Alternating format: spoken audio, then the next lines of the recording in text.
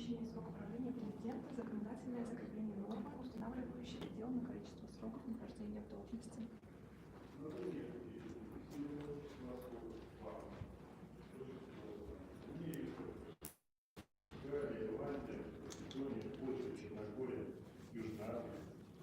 Третье — это установление фиксированного числа последовательных сроков. Это Австрия, Аргентина, Болгария, Литва, Латвия, соседи Казахстана, Россия. То есть мы будем, скажем, близкие нам по менталитету стран.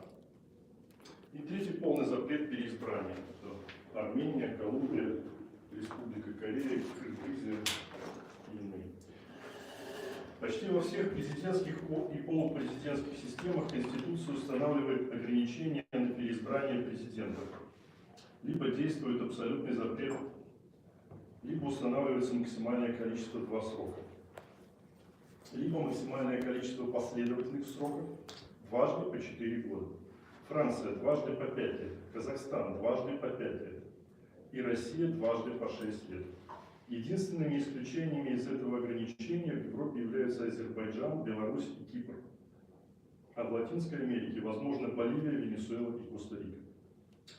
Во всех странах с парламентской системой и президентом, избираемым прямым голосованием, за исключением Исландии, предусмотрены ограничения на переизбрание или последовательное переизбрание. Это в Армении и на Мальте. Запрет является абсолютным. В парламентских системах с непрямым избранием президентом ограничения существуют везде, за исключением Италии, где Конституция не ограничивает количество президентских сроков, но существует устоявшаяся практика неизбрания на новый срок. Конституция Беларуси с поправками 1996 года предусматривала ограничение президентского мандата 2 сроками.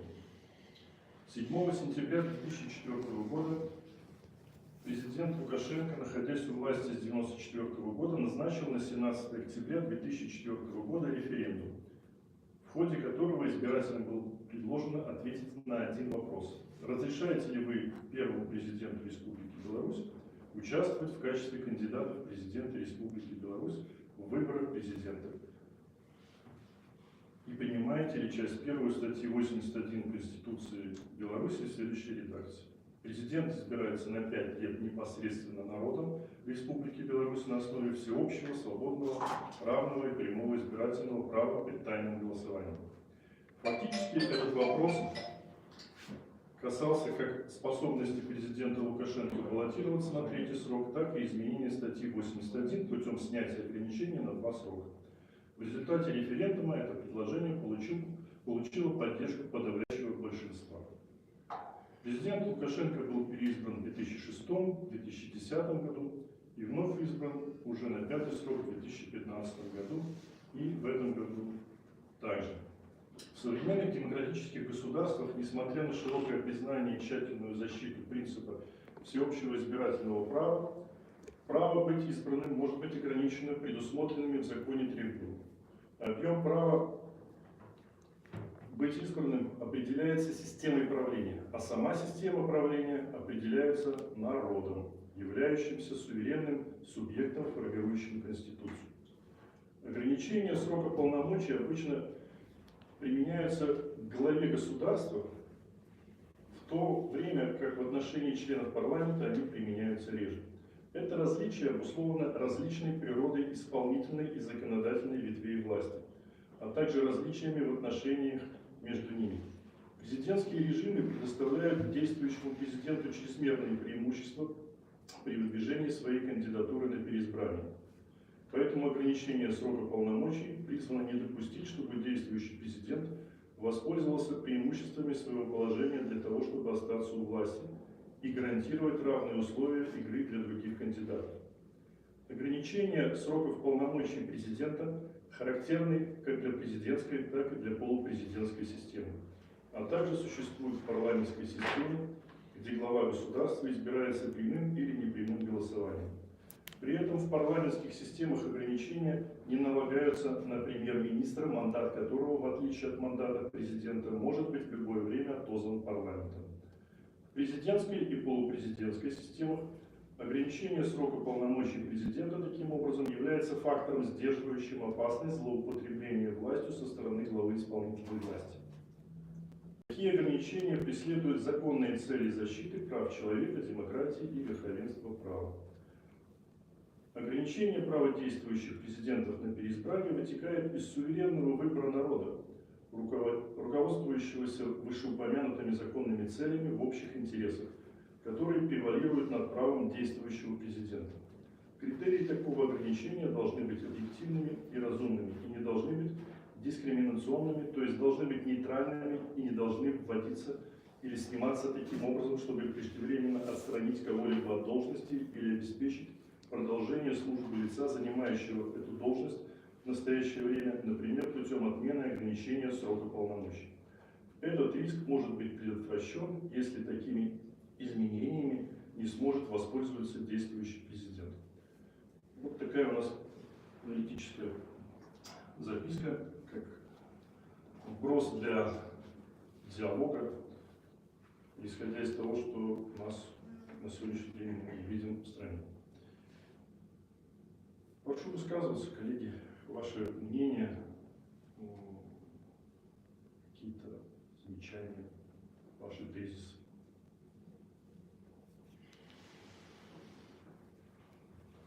Ну, одним из главных, скажем так, посылов общества был тот, что не станет ли принятие Конституции в новой редакции, значит, по аналогии, как это произошло в Российской Федерации, обнулением сроков действующего главы государства. Значит, бытует мнение, что должна быть в новой Конституции закреплена специальная универсальная норма, что это никоим образом не должно приводить к такому обнулению. То есть новая редакция не должна, скажем так, давать некий новый старт, некий новый отсчет для того, чтобы действующий глава государства оставался на своем посту, чтобы это изменяло как-то течение его сроков президентских полномочий. И задача принятия новой Конституции, на наш взгляд, это должно быть как раз не завуалированным продлением сроков действующего главы государства, а это должно быть реакция на потребность общества, к которому общество пришло и которое, значит, созрело для того, чтобы вводить эти перемены и чтобы это было отражено в главном нормативном акте страны. То есть вы предлагаете закрепить универсальную норму о том, чтобы значит, введение данного нормативного акта не обнуляло сроков не только действующего, но и вновь избираемого любого другого главы государства. И не только это касалось бы сроков президентских полномочий, но дело в том, что потребность общества может быть и в последующем к изменениям каким-то через референдум конституционным, да, то есть это распространялось и на все последующие случаи, на все последующие изменения, чтобы это никак не отражалось на сроках президентских полномочий. Понятно. Я, наверное, скажу свое мнение. Во-первых, вы аналитическую записку прочитали, но она, весь ее посыл, это в принципе посыл одной идеологической позиции либеральной буржуазной демократии, которую вы считаете, что данный посыл является чуть ли не таким каким-то монопольным в плане дальнейшего развития общества. Я, в принципе, с этим не согласен. Почему? Потому что, во-первых, последние тенденции, многочисленные исследования говорят об этом, что в мире, даже в либеральных буржуазных демократиях, сегодня имеется тенденция и запрос общества достаточно сильный на авторитарное правление. Могу даже показать один пример. Казалось бы, европейская страна с очень высоким доходом, но которая перешла от конституционной монархии к абсолютной монархии. Это Лихтенштейн в 2003 году, там прошел референдум, и там парламент не имеет даже законодательной функции, он является совещательным органом. руководитель князь Лихтенштейна с 1989 года нормально себя чувствует. Это первое. Второй момент, когда мы говорим про сроки президента, парламента, других, мы должны исходить из того, чего мы хотим этим добиться. Ограничение или ротация власти, по-другому скажем, она улучшает жизнь в обществе или нет? Давайте посмотрим на восточное партнерство. Фокус-группа стран. Отличники евроинтеграции – это те страны, где имеются конкретные конфликты в обществе. Это Украина, Молдова, Грузия, например. Двоечники, например, Азербайджан и Беларусь, ну, это авторитарные страны. Действительно. И здесь также возникает следующий вопрос. Хорошо, понятно, там Швейцария, там, Франция, Германия, да? Есть такое понятие, в том числе в политологии и в юриспруденции, как чрезвычайное положение, при котором предоставляется чрезвычайное полномочия. Кстати, вот сейчас многие там говорят, что в Беларуси диктаторский режим, но давайте вот посмотрим, что такое диктатура с точки зрения политологии, с точки зрения юриспруденции. Диктатура, она исходит из римского права. Это предоставление чрезвычайных полномочий руководителю страны в связи с чрезвычайным положением. Фактически Конституция 1996 года была связана с предоставлением, закреплением чрезвычайных полномочий руководителя государства в связи с имевшимся расколом общества, во-первых, во-вторых, использованием этого раскола внешними политическими акторами. Что это за внешний политический актор? Не секрет, что Беларусь находится на зоне соприкосновения двух геополитических блоков и двух геополитических интересов. Российской Федерации, ОДКБ, Евразийский союз, союзное государство и Евроатлантического блока, НАТО, Европейского союза. Российская Федерация желает любым способом обеспечить лояльность Республики Беларусь и ее сохранность в ее геополитическом блоке.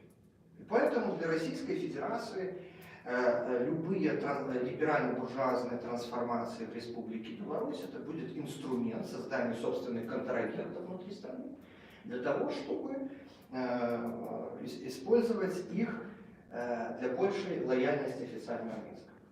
Для коллективного Запада это расширение, во-первых, собственного влияния, переориентация Республики Беларусь в зону своего влияния и дальнейшая интеграция в евроатлантическое сообщество. Мы это видим на примерах Украины, мы это видели на примерах Молдовы. И здесь возникает вопрос, не является ли это чрезвычайной геополитической ситуацией? Раскол в обществе, а давайте прямо говорить, что у нас имеется две большие части общества. Одна часть общества выступает за социально-солидарную модель, сильное социальное государство, высокие социальные, бесплатная социальная медицина, образование, вот. Сильную роль государства в экономике. Вторая часть общества говорит, что нет, дорогие мои, государственный сектор неэффективен, вы сидите на наших налогах, поэтому давайте сократим социальные стандарты, а и б, все пусть рыночная система, механизмы решают. Имеется фундаментальное, базовое противоречие. И если мы посмотрим вот, те события 2020 года, это итог чего? Итог как раз того, что у нас частный сектор подрос, а в государственном секторе началась оптимизация социальных услуг, социальных гарантий населения. Мы помним финансовую диету Кирилла Рудова, который говорил, что белорусы слишком патерналистская нация, надо менять менталитет. И то, что он продвигал, как будучи советником президента, помним и оптимизацию льготного строительства жилья, и так пресловутый декрет о тунеядцах, и более того, выведение декретных отпусков, выведение службы в армии, обучения в вузах и аспирантурах, магистратурах из стажа повышению пенсионного возраста. Это сделало что? Общее недовольство. То есть те, кто выступает за сильное государство, сильное социальное обеспечение, они оказались недовольны, потому что им это сократили. А те, кто имеют достаточно расправили плечи, частный сектор достаточно расправил плечи, давайте признаемся прямо, можно много что говорить, но частный сектор не так уж плохо себя чувствовал в Республике Беларусь на протяжении, особенно IT-сектор, у которого вообще через налоговые льготы имеется прямое государственное субсидирование, если уже говорить откровенно.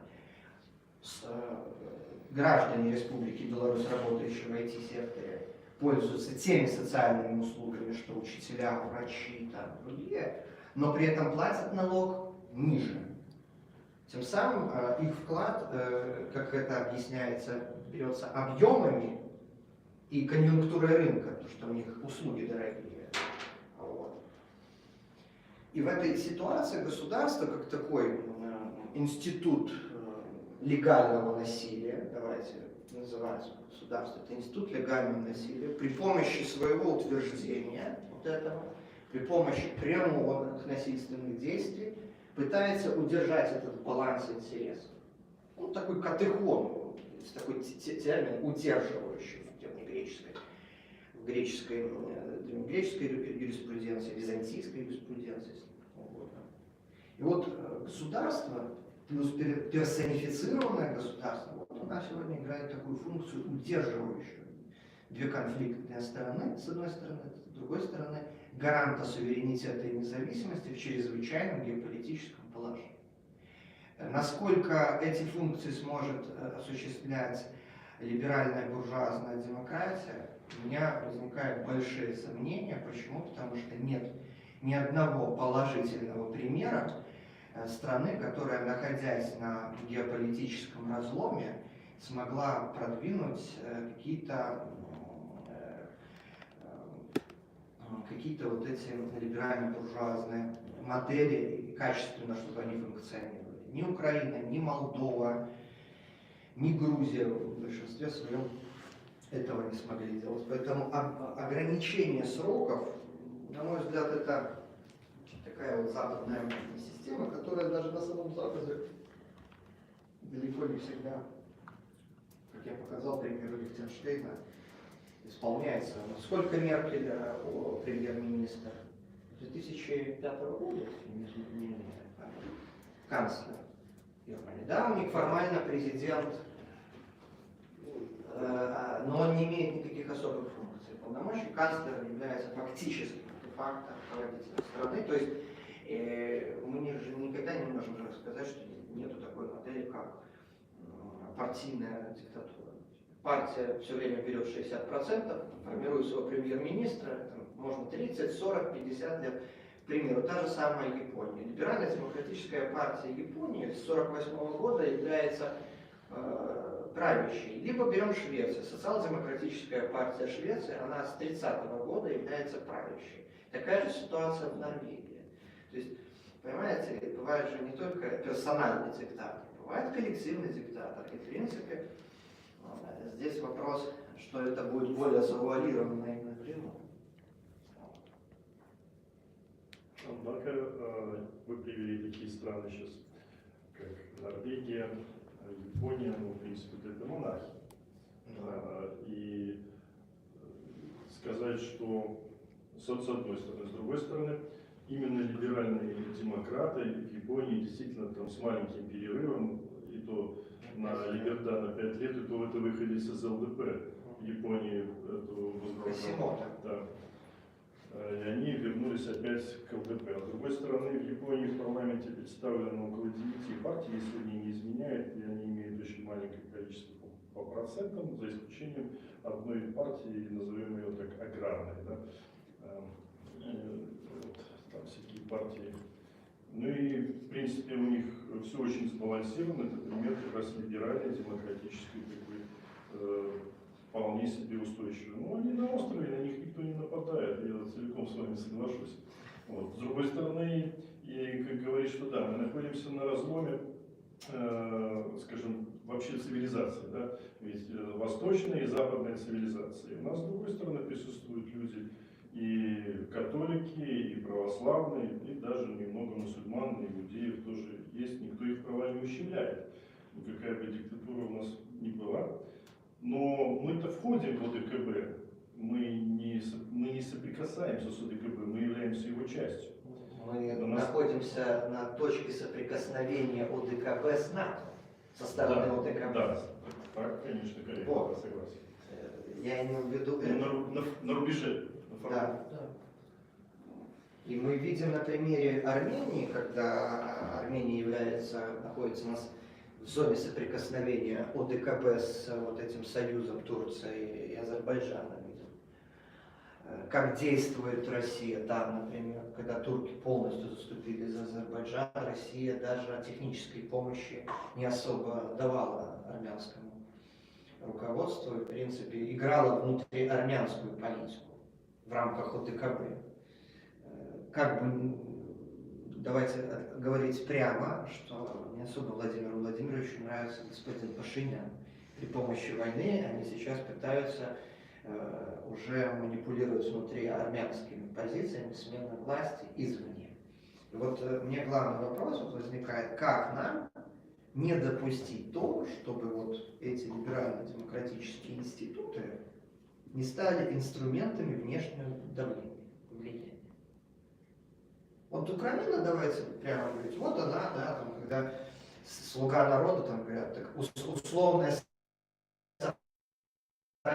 их даже называют, то есть список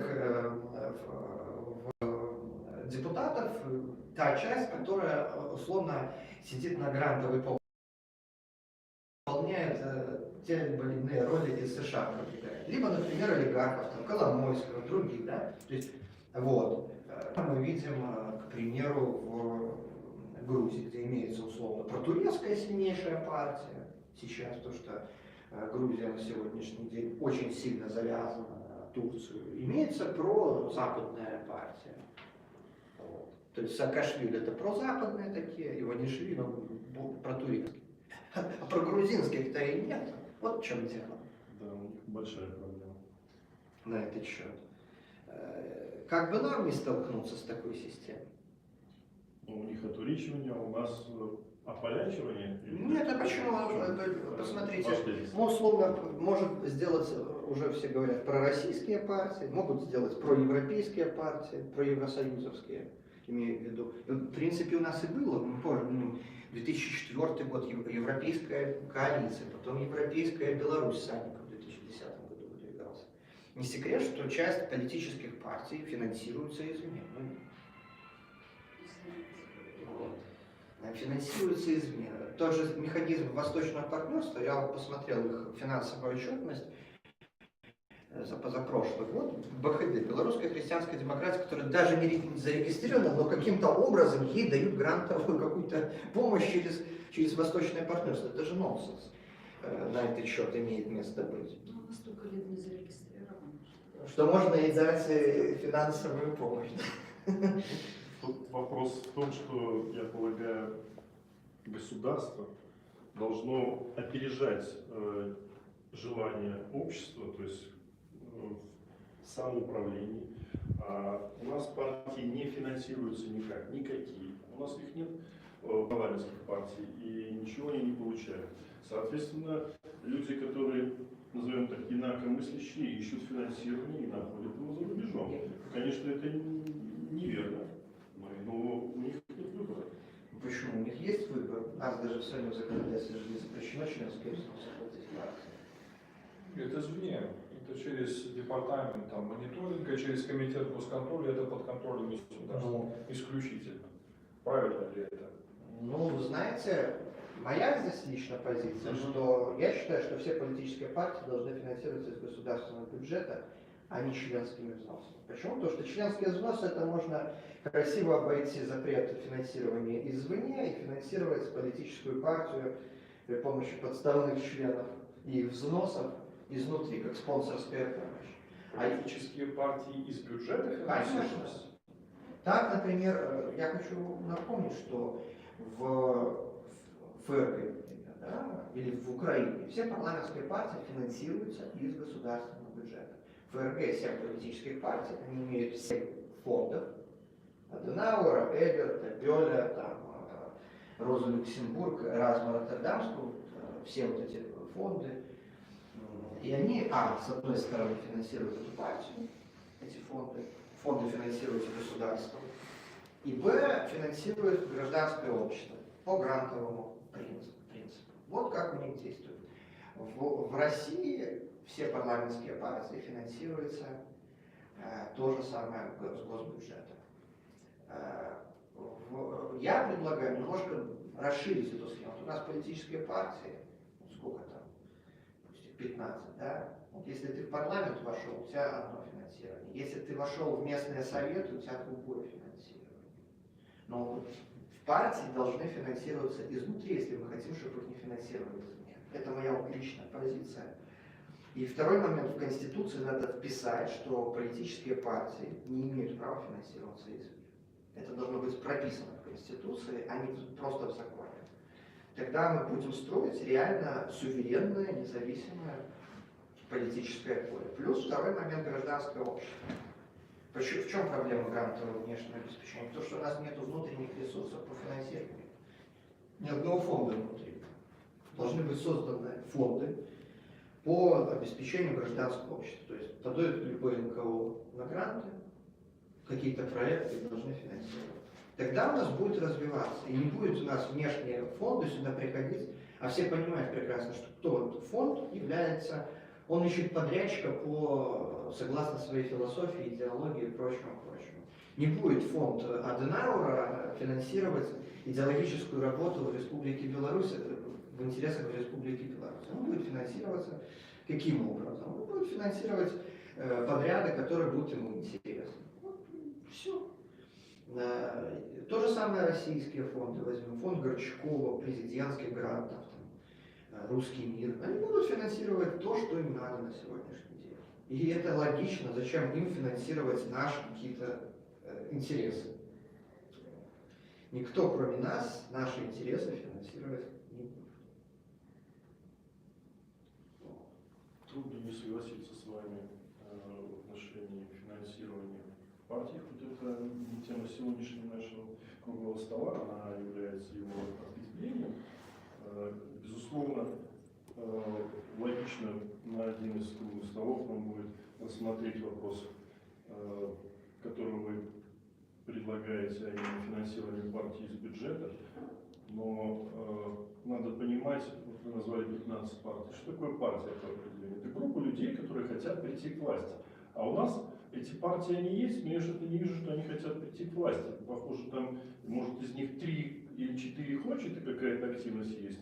А в эти президентские выборы что сказали вот соседи по офису? Они сказали, когда мы собирали подписи, что вы прислужники режима. А тогда, когда уже дело было... Что это соседи? Это ОКП? Это ОКП. Вот, а когда уже дело подошло к финишу, они примазались. Поэтому их позиция переменчива, и действительно нужно определиться, какие партии они реально есть. И, конечно, чтобы партия финансировалась из-за рубежа, она будет являться все равно иностранным агентом. То есть она будет отстаивать какие-то чужие интересы. Для этого существуют иные институты, это уже не партия. По крайней мере, не национальное совершенно образование, но интернациональное какое-то. Я, кстати, поднимался вопрос о том, чтобы сделать своего рода такую юридическую ревизию политических партий, которые зарегистрированы в настоящий момент. Потому что существовал целый рынок, когда эти партии перепродавались, там существовала их какая-то стоимость с количеством там живых, неживых членов и так далее. То есть действительно это нуждается в каком-то правовом регулировании. Вопрос создания и существования политических партий в настоящий момент. Я знаю, что закон сейчас о политических партиях будет пересматриваться. Есть две точки зрения. Одна точка зрения, кстати, в проекте закона, насколько я знаю, она говорится, что количество членов базовое, минимальное политической партии надо уменьшить с 1000 до 800.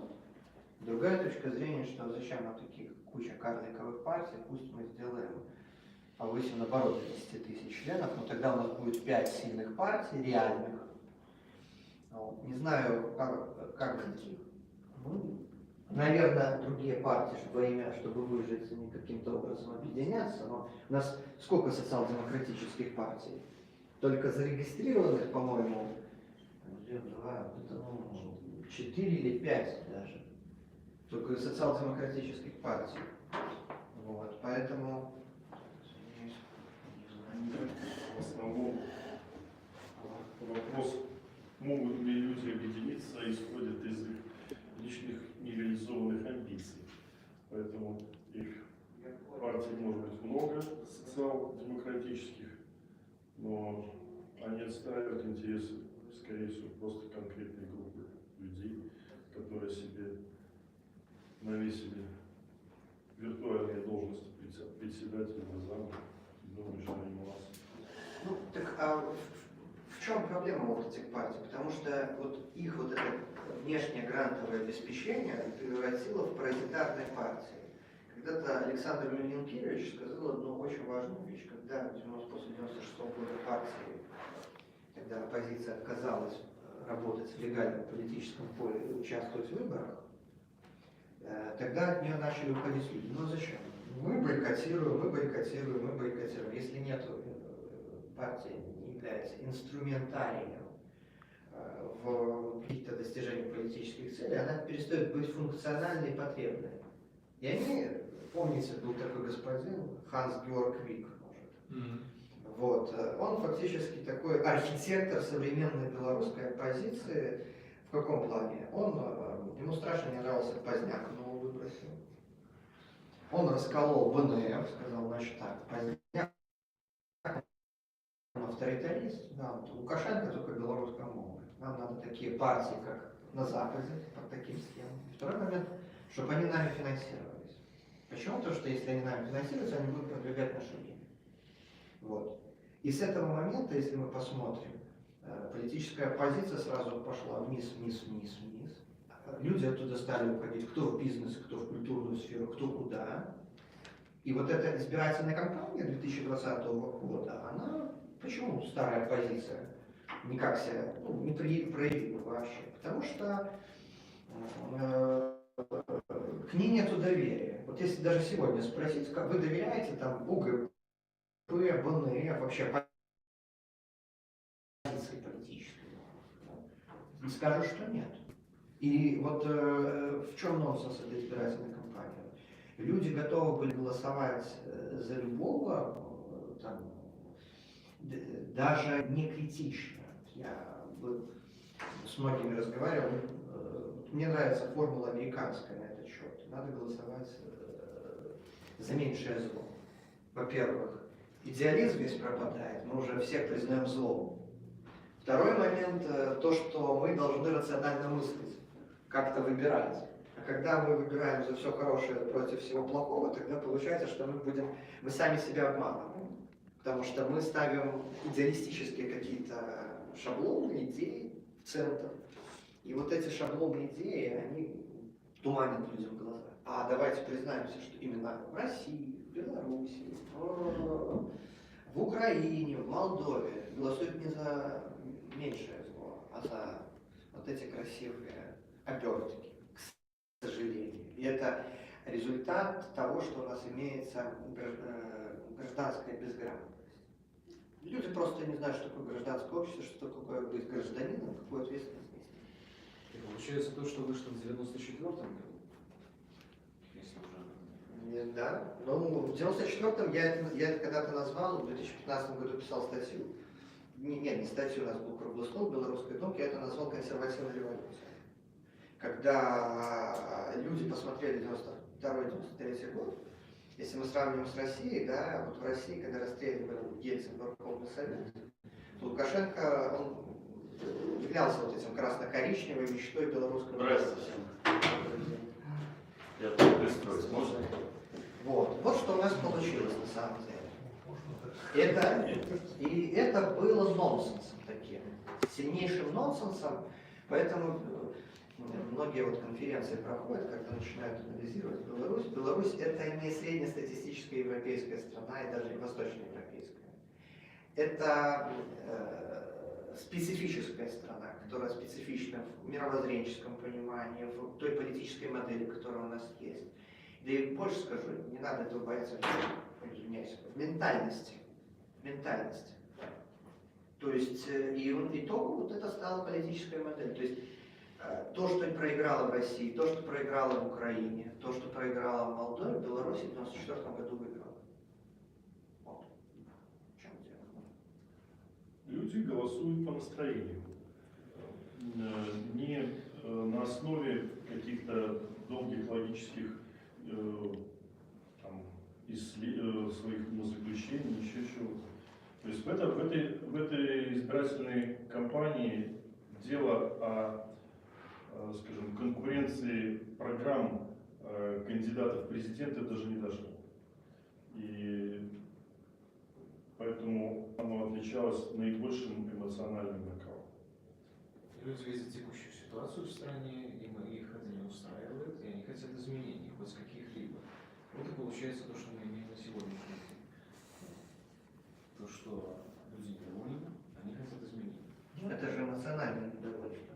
Потому что они сами не знают, какие изменения они Эмоциональное хотят. недовольство как раз таки не связано с тем, что и происходит в семье каждого человека. Который порождает выбор. Собственно говоря, в 1994 году, вы абсолютно правы, произошло именно вот это. То есть люди, которые были недовольны текущей ситуацией, они действительно пошли и сделали свой выбор, там более 80% отдали, потому что это было так действительно. В том числе и красивая обертка, люди услышали то, что они хотели слышать. Это именно соответствовало их чаяниям и пожеланиям, увиденное и услышанное. Поэтому этот выбор и был осуществлен. Понимаете, действительно так. То есть Беларусь в этом плане не отличается от, в общем-то, названных вами стран. Она отличается выбором. Всюду голосуют одинаково. Знаете, вот Кучма, когда Кучму выбирали в 1994 году, и Лукашенко их выбирали в один день. В один день выбирали. В Украине и Беларуси были выборы. Мы видим разницу. Что построил Кучма, а что построил Лукашенко. Мы можем сравнивать на этот счет. Более того, в 1999 году Кучма во второй тур вышел как раз с Симоненко, с коммунистом. Симоненко с коммунистом. Вот. Что тоже интересный факт. Вот. А что касается этих выборов, ну, мне кажется, тут было очень сильно два эмоциональные фактора, которые подогрели эти выборы. Первый фактор – это девальвация белорусского рубля в марте месяце, которая психологически, когда у тебя 20% пропадает в кошельке просто так, за 2 дня. Вот. А второй момент – это коронавирус. Социальная депрессия, вызванная коронавирусом, которая сегодня продолжается. Причем, понимаете, в чем дело? Вот люди, да, все кричали, ну, как минимум часть. Те, кто как раз голосовал против Лукашенко, все кричали: масочный режим, почему карантин не вводят. Я вот помню эту ситуацию. Теперь люди недовольны, что этот масочный режим ввели. То есть это эмоциональное недовольство, оно не маской или ее отсутствие. Это эмоциональное недовольство неопределенностью и отсутствием механизма борьбы с этим риском. Страх за собственную жизнь. Вот это бытие к смерти, как я называл. И вот мы с этим столкнулись, плюс люди зажаты, не могут выехать из страны никуда. Отпуски у всех исчезли, заработная плата оптимизировалась. Ну, очень эмоционально сложная ситуация. И вопрос, как мы рационально можем в этой ситуации мыслить?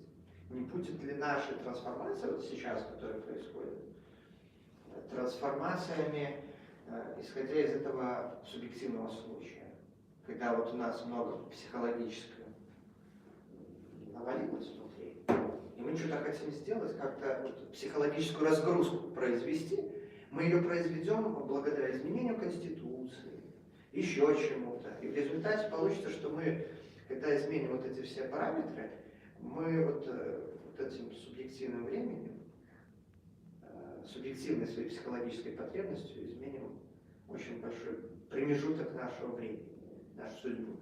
Вопрос, как мы ее изменим. Будет это рационально или это будет чисто на эмоциях? Вот главный, на мой взгляд, сегодняшний вопрос. Сегодня люди хотят хотя бы мебель в квартире, да, переставить местами, чтобы что-то изменилось. Но, конечно, понятно ваше опасение в отношении того, что произойдет от этих изменений. Однако, какие скрепы у нас есть, помимо нашего президента и его вертикали, и того устройства, которое есть, если слегка так пофантазировать и представить, что у нас другой президент, проходит какое-то количество времени, у нас другой президент, и он стал, и пусть он будет каким-то либералом. Какие вы видите скрепы? Будь это вот сегодня объявили там Госсовет, или это парламентская республика больше, чем президентская. Как вы это видите? Знаете, сейчас очень сложно говорить о скрепах. Почему? Потому что за вот этим напором эмоций мы забыли то, что нас объединяет. Мне кажется, объединяет нас именно желание сохранить суверенную независимую страну. Давайте говорить откровенно. Там, либералов, коммунистов, не знаю кого. И мы должны исходить из этого. Вот, у тех же датчан, у тех же финнов, у тех же норвежцев, шведов, немцев, у них имеется определенная, даже россиян, у них имеется определенный базовый консенсус. В России очень главный фактор играет геополитический фактор, то есть роль России.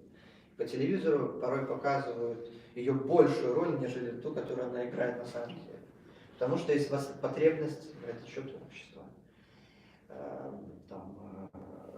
Индивидуализм и справедливость какая-то такая, эмансипация там в Швеции. Да. Мне кажется, что у нас вот, может это показаться странным, но по всем социологическим исследованиям, по всему у нас главный фактор – это социальная справедливость. Даже вот та реакция на насилие, которая была, она была связана, ведь многие отреагировали не на итоги выборов, большинство даже отреагировало не на итоги выборов, а на насилие.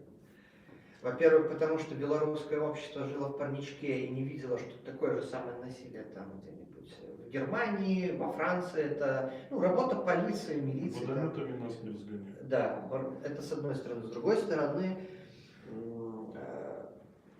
что люди видели по телевизору? Они ничего не видели по телевизору. Никоим образом это не показано. Государство полностью проиграло информационную повестку дня. И людей сложилось впечатление, что несправедливо и незаконно взяли, побили людей, всех похватали, всех посадили, 7 000 человек, поэтому мы должны выйти, мы должны стать, это нельзя допустить, это несправедливо. Вот это чувство, обостренное чувство справедливости. Из-за чего люди вышли? Из-за чего они вышли? Посмотрите. Социальная несправедливость и прочее, и прочее. Но ведь это же на хлеб не намажешь. Потому что имеется, опять же, раскол. Из-за чего он произошел? А раскол у нас, я бы не сказал, что он произошел. Вот мы же начали. 96-й год, 95-й год референдум. Там у нас не такое не унифицированное общество. У нас условно имеется, читал недавно дипломную работу, писал рецензию одному из академии управления, идеологическому работе. Он выделил две группы. Вот у него там национально-государственный идеал белорусского народа, тематика дипломной работы.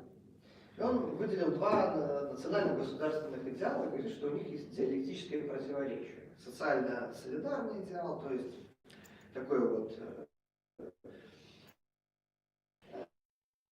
там ведет его от Богушевича, Купалы, что вот мы сообщество, мы должны помощь производить, такой социализм такой, белорусский народничество такое. И другой он называл национал-демократический проект, такой индивидуализм, либерализм, то есть вот. И между ними имеется, это два различных государственно-национальных идеала. белорусского народа. Они хотят такое государство, и они никоим образом, они противоположны тут коллективизму. Тут сильное государство, тут государство ночной сторож, тут первоначально в коллектив учителей, врачей, у них одни ценности, одни потребности, то есть льготный кредит, так, кружки бесплатные моим детям. Я был бы его друзья, его знакомые, он сам прекрасно понимает то, что все уезжают куда-то. Кто-то уезжает в Украину, кто-то уезжает в Россию, кто-то уезжает в Польшу. Почему люди туда уезжают? Наверное, потому что там в какой-то степени лучше условия. Мы постоянно смотрим на заработные платы, и молодежь, которая сейчас,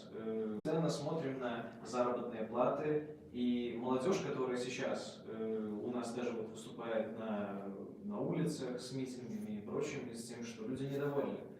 Почему недовольны? Потому что они видят простой пример. Все сейчас, что в Польше, просто банальный пример, что сама Польша гораздо дает больше возможностей для развития как своей семьи, так, например, и своей, там, не знаю, работы, карьеры, построения ее и прочего. И когда человек видит изменения, которые вот далеко ходить не надо, не нужно ехать там куда-то за океан или еще где-то, вот соседняя страна, в которой вроде как более-менее все хорошо, и люди туда едут, люди туда рвутся. Сейчас, например, IT-сфера, которая у нас есть, это наиболее высокооплачиваемая специальность, профессия, отрасль. И люди не хотят зачастую быть учителями или еще кем-то, потому что проблема одна. Людям нечего есть. Люди я бы так не говорил, что людям нечего есть уже. Так бы не но мы к этому скоро можем и прийти, если ничего не сделать. Вот. И поэтому, наверное, все-таки дело не... Вы как представитель IT-отрасли, вот скажите, как в IT-отрасли сегодня мыслят будущее социальной сферы? Просто интересно. Почему? Потому что здесь же главный вопрос этот. Вот IT-отрасль, она благодаря конъюнктуре рынка, а не наукоемкости. Давайте признаем, что белорусский IT-сектор, он не наукоемкий. Это в основном аутсорс, связанный с востребованностью, давайте скажем, дефицитом IT-услуг на мировом рынке. Из-за этого цена услуг повышена. Она базируется на... Каким образом, вот вы как представитель IT-отрасли, видите решение вопроса вот именно повышения зарплат учителям, врачам без коммерциализации услуг, потому что коммерциализация социальных услуг приводит к снижению их доступности, а социальные услуги, их эффективность строится в том числе на их всеобщей доступности.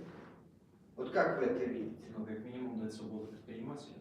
Как минимум, чтобы люди были более, чтобы у них были развязаны руки. Чем больше они заработают, тем больше они смогут дать. В виде налогов, в виде еще чего-либо. Но сейчас у нас что происходит? Что человек, который начинает создавать какое-то предприятие, создавать какой-то бизнес или еще что-то, что с ним происходит? Его начинают отжимать налогами. Почему нельзя сделать, например, налоговые какие-то, не знаю, как каникулы, грубо говоря, в которых ты можешь сначала вырасти, а после этого уже давать нормальную полную отдачу. И за счет этого поднимать все остальные сферы. Не секрет же, что в Беларуси налоги намного ниже, чем в Германии, чем в Австрии, я уже молчу про Скандинавию. И у нас плоская шкала налогообложения, в отличие от стран Европейского Союза, где прогрессивная шкала налогообложения. В Беларуси на сегодняшний день в сравнении с Российской Федерацией почти рай. По причине того, что в Российской Федерации так доборолись с отмыванием денег за рубеж, что открыть новый бизнес очень тяжело. У нас это очень просто, и в этом плане и в ПВТ все вполне замечательно, несмотря на сегодняшний день попытки переманить айтишников даже в Казахстан. Декларируются меньшие суммы налогов, но по факту приезжал директор Астана Хабы. В итоге оно не так, оно все замечательно, как есть. Я могу рассказать, я был там буквально в феврале месяце этого года.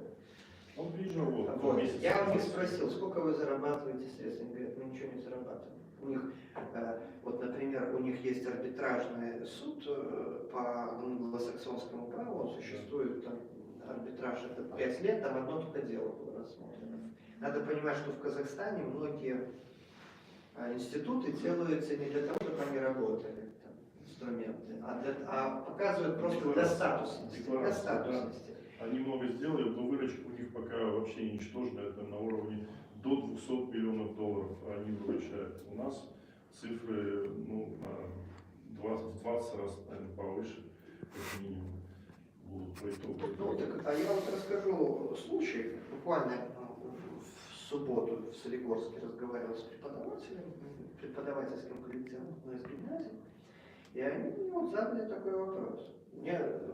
И его очень часто начинают задавать. Почему айтишники у нас платят на 9% налог, а учителя, врачи платят такие огромные налоги, казалось бы, они вообще являются бюджетниками, они делают социальную услугу, почему? И это имеет место быть недовольством. Я к чему это веду? Вот, когда мы говорим про налоги, наверное, было бы несправедливо говорить, что в Беларуси высокие налоги. Все-таки. Конечно, хотелось бы вообще без налогов жить. Если бы у нас был бы, как в Катаре, там нефть, газ, можно вообще предпринимательство отменить налоги все и живите как хотите. Вот. У нас проблема не со ставками налогов, а с реагированием, быстротой реагирования государственных органов, да, с бюрократией. Вот, С этим я например, согласен. те антиковидные меры, которые были приняты при правительстве Ромаса, дальше они не принимаются, ничего не происходит на сегодняшний день. В то время как абсолютно прав наш коллега, когда сказал, что нужно дать вырасти бизнесу, это можно сделать только в том случае, если налоги в определенный момент должны работать от выручки предприятия. Кстати, вот у меня предложение нашему IT-сектору. У нас все говорят. Электронное правительство, IT-страна. Так давайте организуем, вот, айтишники, там, не знаю, могли бы собраться и перевести все в электронный вид. Китайцы он как сделал. У них вообще все, кредитная рейтинговая система, все граждане, и их поведение считается, и все у них одно предложение в WeChat, они им платят, квартплата, прочее. Все бумажки собирают там. Вот почему у нас такого предложения нет? У нас в свое время придем к Основная этому. проблема – это внешнеэкономические платежи, которые банки должны фиксировать в бумажном виде. Вот. И до сих пор еще не достаточно работает электронная подпись. Если эти моменты все-таки будут регулированы, то все остальное решается на раз-два. Однако, То есть, опять же, вот возможность сотрудничества IT-отрасли с государством. На мой взгляд, это наиболее важная вещь. То, что бюрократия, когда там по 15 дней ждешь, когда там это все рассмотрят, что по законодательству 15 дней даются, это слишком долго. Иногда все бумажки собрать, без бумажки это букашка, да? у нас есть и перегибы иные тоже уже с этими электронными накладными, где, по сути, как бы суды заняли определенную позицию. Это тоже требует исправления. Много всего, что уже на этом этапе говорит о неповоротливости системы. Ну, вот видите, вот про что мы должны, наверное, сегодня говорить, прежде всего, если говорить. То есть найти баланс и, возможно, вот электронная модель, которая, ну что, человек какое-нибудь приложение условно, общебелорусская сеть, не мобильная, Что-то вроде нейросети. ну, условно, белорусский WeChat, да, и каждый гражданин видит, сколько он заплатил налогов, все, куда они пошли, как они распределяются. То есть условно электронное государство. Ну, в блокчейне все сохраняется, проблем нет. Мы как раз на своей платформе там собираемся эту вещь предложить по выбору. Посмотрим. Да, здесь все развивается, однако наша тема сегодня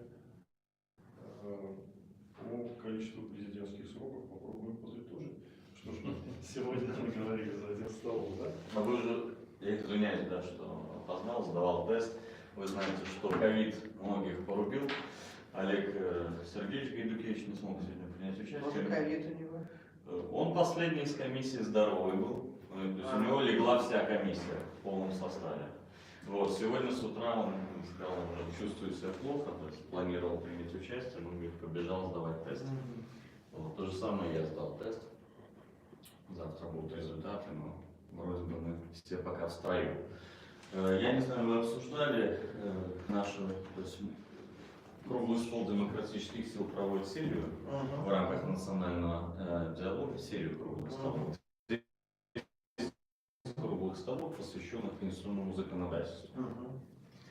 Хочу отметить, что и вот этот первый стол, он посвящен числу сроков президента, то есть каденции, ограничения какой-то каденции. Хочу обратить внимание вот коллег, что несмотря на то, что мы приглашаем все 15 политических партий и некоторые общественные объединения, и делаем потом дубляж, после официального приглашения мы делаем дубляж обзвон. Часть действительно лежат тоже с ковидом, например, Заднепрянный сообщил, да, что у него там все замы с ковидом, а он там где-то по своему графику сегодня ездит. Но большинство этих партий не соизволило даже ответить. Ситуация как на выборах. Мы не будем собирать подписи, да? Потому что все поддельное. Так и здесь они не ходят на круглый стол, что они не ведут никаких переговоров. Да, то есть это очень важный момент. Потом, когда они будут говорить про диалог, мы должны понимать, что мы приглашали, и если ты не хочешь, ты можешь организовать диалог на своей территории, на своей площадке, мы придем с удовольствием. Они это систематически игнорируют. Это очень важный момент, то есть показывать их политическую безответственность, политическую инфантильность. Меня господин Либейский куда-то звал 2 недели тому назад, но тема туда, куда он звал, очень какая-то странная, там что-то про гражданскую войну было. Я не знаю, насколько это вообще мы должны говорить на этот счет, и смысл поднимать эту тему и обсуждать. Я думаю, что никакой гражданской войны у нас не будет и нет, особенно это остро чувствуется, вы, Петр, ездите по Беларуси, знаете, за МКАДом, Это где совершенно живет, другая да, история. там другой мир, дивный мир, да? Несмотря на то, что я гродненский, моя мама живет как раз в районе такого достаточно оппозиционного, а мы видим по Минску даже, что имеются определенные районы, там, вот, где коммерческое жилье построено, вот, Некрасово, потом Беды, вот там, и там вот сразу видна оппозиционная активность. Там, где социальное жилье, там этой активности нет. То же самое вот я вижу по Гродно, казалось бы, там все говорили, там такой оппозиционный город. Не скажу, есть точно такая же ситуация, там, только в уменьшенном масштабе, намного меньшем масштабе. Поэтому... И другой вопрос, я бы сказал, что люди, вот, то, что мы собираем предложения изменения Конституции, люди, кстати, Конституциям очень мало волнуют, на самом деле. Ну, это для них очень далекий. Нет, у них есть конкретные вопросы. Социалка, бюрократия, вот что их главное волнует. Все. Но при этом у меня возникает вопрос, вот, тему все начали поднимать, может, и вас в эту тему привлекали, местного самоуправления. Почему-то вот эту тему, КАТОСы вот эти, хотя они нормально работают, туда решили их политизировать, их оттуда всех, кто хотел политизировать, их выбросили. Но вопрос возникает, опять же, вот демократические навыки населения. Согласитесь, председателя дома иногда не могут выбрать, дерутся. Это же отсутствие вот именно, у нас же в чем отличие от нашей ментальности от там, где имеются постоянные традиционные демократические институты. Хотя явно, если посмотрим на Америку, тоже берет трещит. Это что, когда выигрывает твой кандидат, твои взгляды, ты должен с этим как-то смириться и Принять. Принять. Принять. Вот, совершенно верно. А у нас этого нет. У нас вот то, как некоторый один политолог сказал, что политика это разделение на друзей и врагов. По-моему, вот у нас это в гиперболизированном виде. Ну, у нас это очень явно видно. И, безусловно, вот вы правильно сказали, что триггером стал ковид и некоторая девальвация, произошедшая вот весной. Потому что от ковида люди стали сидеть дома, да, не выходить никуда, прятаться на свежий воздух, да, начали читать эти ресурсы. А так как мы правильно здесь отметили, что госструктуры не доработали в влияние на эти ресурсы и в значит, продвижение в Телеграме, через другие каналы, да, то эти каналы были захвачены деструктивными элементами. И поэтому это все наложилось, да, все наложилось и вылилось в то, что мы, и безусловно с уровнем насилия, который мы не приемлем, да, определенным, это вылилось в то, что мы имеем. Но сейчас очень важно остановиться, подумать, что мы делаем. И мы говорим, что вот этой публике, которая себя называет прогрессивной демократической общественностью, но травит всех людей, травит всех инакомыслящих, получает деньги западных структур, но при этом не берет на себя обязательства по продвижению традиции диалога, западного диалога, да, западной политкорректности, да. То есть шаг влево, шаг вправо, ты предатель, ты агент КГБ, ты агент ЦРУ, ты рука Москвы, ты рука Вашингтона. То есть знаете, ужасные. Я бы тут немножко бы не согласился. Почему? Потому что мои немецкие друзья, в том числе депутаты Бундестага, тоже не политкорректные. Нет, они сталкивались на Западе с такой же проблемой. Это называется проблема остракизма. Причем там она связана очень сильно, когда быть профессором в университете, иметь определенные политические взгляды, тебя съедят, если ты не соответствуешь мейнстриму. Вот у них же как мейнстрим и альтернативные СМИ имеются.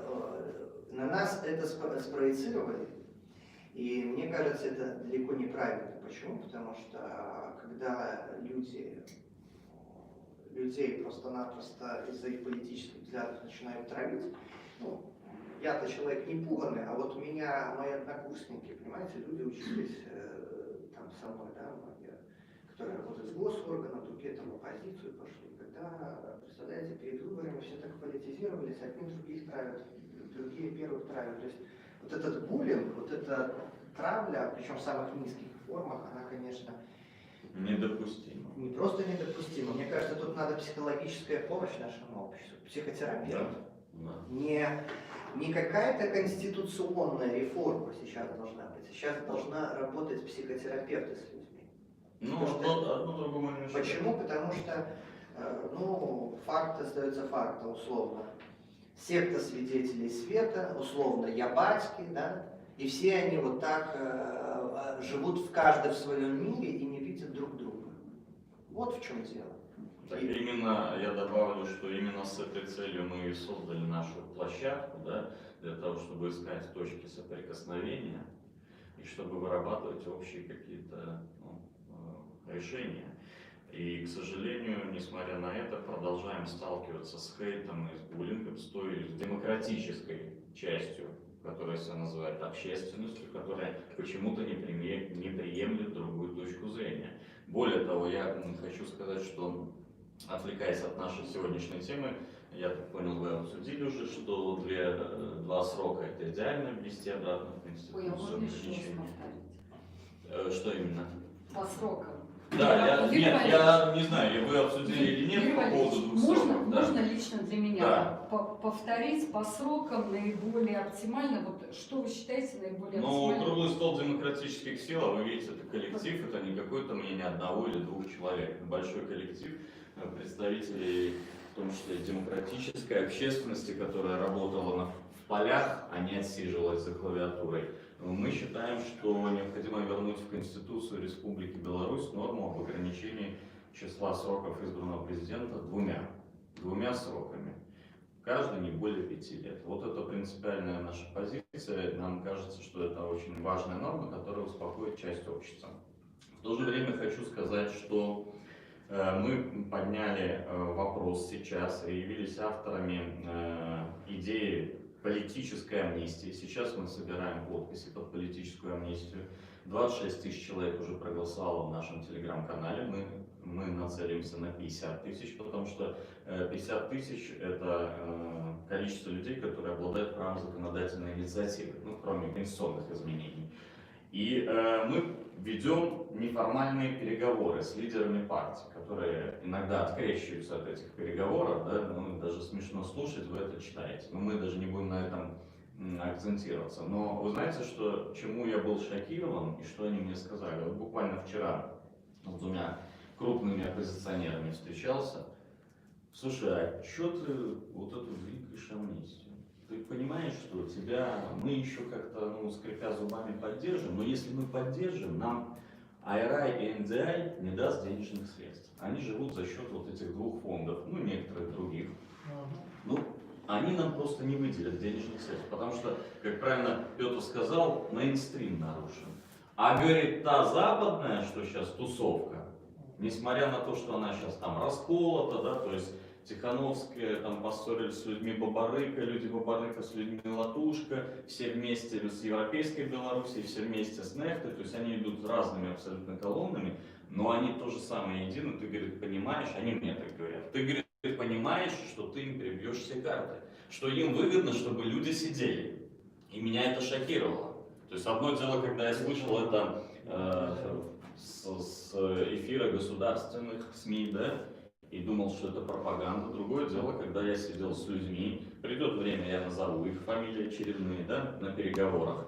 И когда они говорят, зачем? Нам надо, чтобы они сидели. Ну, вот, кстати, Пусть сидят. Кстати, мы сегодня, когда разговаривали насчет того, два срока, не два, вообще какую политическую систему, вопрос в том, что мы находимся в чрезвычайном геополитическом положении, и главным заложниками являемся того, что наша политическая оппозиция по факту является внешним контрагентом, зависимым от внешнего финансирования.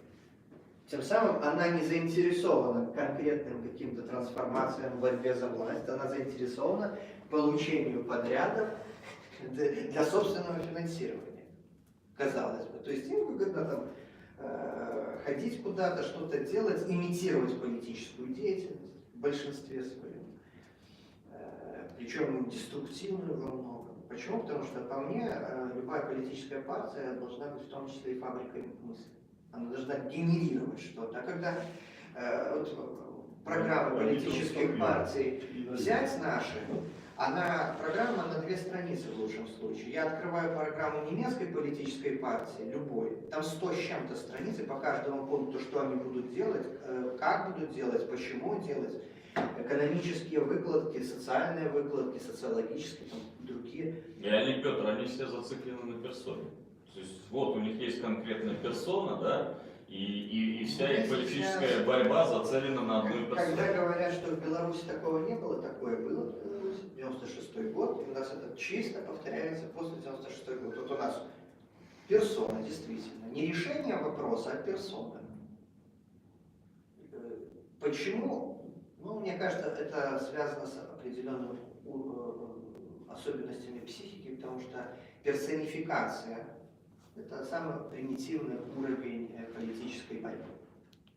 И самый понятный. Значит, опять к психотерапевту надо. Ну, опять же, да. То есть, а образа будущего нет. Причем образ будущего, вот как в парничке мы живем, вот мы сделаем, возьмем это из Швеции, это мы возьмем из Германии, а это мы возьмем это. А исходя из реальных, базовых наших условий, стартовых сейчас, и тех условий внешних, в которых мы находимся, вот, и ментальности нашей. Потому что, ну, опять же, вопрос, почему некоторые дома не могут выбрать своего председателя и дерутся, то есть, это же конкретный пример, но там уже государство же не фальсифицирует выборы по избранию председателей домов. Да, если мы возьмем любое там товарищество собственников, особенно когда дом только введен в эксплуатацию, начинается борьба за власть, драка, конфликт, и уже если не договариваются, вводится внешнее управление в виде ЖЭСа. То есть это говорит о том, что уровень культуры еще не то что политической, а даже бытовой не сформирован. Он еще в начальном с нашей точки зрения, в начальной стадии зарождения. Так вот и Это вот, устоявшиеся отношения между соседями. Нету, по-моему, очень они устоявшиеся, но не негативные. в новых домах. Люди не могут, Они могут. вот Они именно- еще не подрегулировались, нету истории. Те дома, которые старые, которые стоят, у них уже все устоялось, у них все в порядке. А вот про новые дома, да, это Ну, проблема. люди в любом случае, люди не хотят друг друга слышать, да? Ведь к чему мы призываем? Просто услышать друг друга, абстрагироваться, успокоиться, посмотреть со стороны, сделать так, как лучше будет в стране. Они не понимают, что своими руками, я имею в виду, это громкая, кричащая часть общества, но не большинство. Они не понимают, что своими руками пилят сук, который называется суверенитет. То есть у власти есть запасной вариант, это переход на российский рубль. К примеру, есть еще более запасной вариант, если уже навалятся, так сказать, всем демократическим кагалам все страны. Это какое-то ассоциированное членство с Российской Федерацией, вхождение в состав Российской Федерации. К чему вы призываете? Зачем вы загоняете власть в угол? Успокойтесь, поднимитесь, ради страны поднимитесь над собой, правильно? Над своими амбициями, протяните эту руку. 96-го года. Все это было, если вспомнить, 96-97 год. Введите санкции, но при этом Санкции, против да, те Союза же грабли. Все это и в 10-м было, да, то же самое. Санкции, списки и так далее. Вместо того, чтобы собраться, как-то прийти, встретиться и поговорить. Здесь же еще один вопрос возникает. Вот наши западные партнеры не так раньше пеклись о нашем суверенитете и независимости, а теперь после выборов забыли эти слова и выбросили их из собственного лексикона. И резко начали возбуждаться насчет санкций. Причем зачем эти санкции? Ну, хорошо, от свифта отключат, ну, к китайской системе подключится. Ну и что? Сейчас уже нас создавали российская и китайская. Уже подключились, Ну, так, страховой вариант. Более да. того, у нас внутри белка вот с 98 Банки года. телекси не выкинули, я вам могу сказать. Телексы Телексы стоят. еще стоят. Поэтому это не проблема. Просто платежи, только проблема с карточками за границей будет какая-то, а в остальном никто даже не заметит, произошли ли какие-то изменения в экономике. Это только для физлиц могут быть проблемы. Ну, значит, для оппозиции, как она будет свои карточки получать? То есть Они SWIFT для это себя. отключение, прежде всего, своих грантополучателей. Это какой-то глупость полная. Ну, поэтому еще раз, я думаю, что мы это добавим в пост-релиз. Еще раз хотел бы всех, кто нас и смотрит, и слушает, и до кого дойдут эти все мысли и информация, поддержать идею круглого стола демократических сил о политической амнистии. Если кого-то коробят какие-то названия, мы просим эту идею взять на вооружение от себя именно, да, от своих политических структур.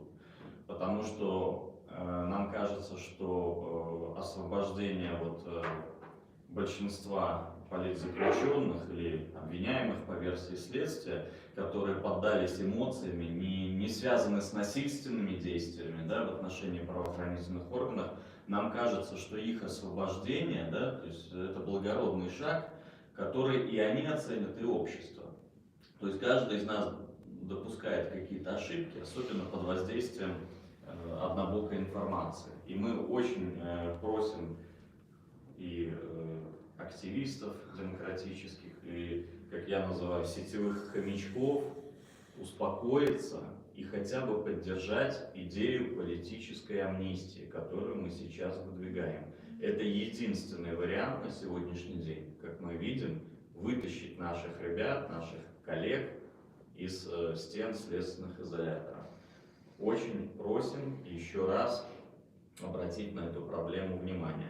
Что касается Конституции, да, это только первый стол из серии запланированных конституционных, да, то следующий стол у нас будет посвящен в пятницу, посвящен Всебелорусскому народному собранию, имплементация в Конституцию нормы о его, то есть включение его конституционного и обсуждение его конституционного статуса, да. Но я не буду забегать вперед, хочу сказать, что вот эту проблему ограничения количества сроков правления В том числе можно решить путем создания постоянно действующего органа Президиума Всебелорусского народного собрания. То есть в Президиум Всебелорусского народного собрания могли бы входить бывшие руководители государства. Когда я говорю, сразу уже читаю, подхватили там Нехты Матольки и другие деструктивные каналы, что я имею в виду только президента. Нет, у нас прекрасные премьеры были: Сидорский, Новицкий, Чигирь, Румас, да? То есть Мясникович Михаил Владимирович. Почему бы они с учетом своего статуса, опыта, личных связей, да, они же могут продвигать нашу всю продукцию дальше. Почему бы они не вошли в этот президиум Всебелорусского народного собрания и не работали дальше на благо страны? Что в этом плохого? Но этому вопросу мы посвятим уже круглый стол в пятницу. А сейчас хотел бы сказать, может, кто из ребят, из коллег еще хочет по теме высказаться, ограничения сроков президента, или здесь все понятно? Все понятно. Тогда приглашаю всех на чай, кофе. Спасибо огромное. И до пятницы спасибо огромное Петру, что пришли. То есть Белая Русь — это общественное объединение, которое не только декларирует заботу о стране, но и реализовывает ее, потому что он приходит, и Белая Русь приходит, и Либерально-демократическая партия приходит на наши круглые столы. Все остальные то ли игнорят, то ли болеют. Посмотрим, может, они появятся на следующих круглых столах. Наши двери открыты ко всем активистам. Спасибо, пойдемте тогда кофе-брейк, чай, кофе. Пост-релиз мы всем как традиционно разошлем, и всем, кто присутствовал, и всем, кто не присутствовал. Это был живой эфир Еврорадио. Подписывайтесь на нас в соцсетях.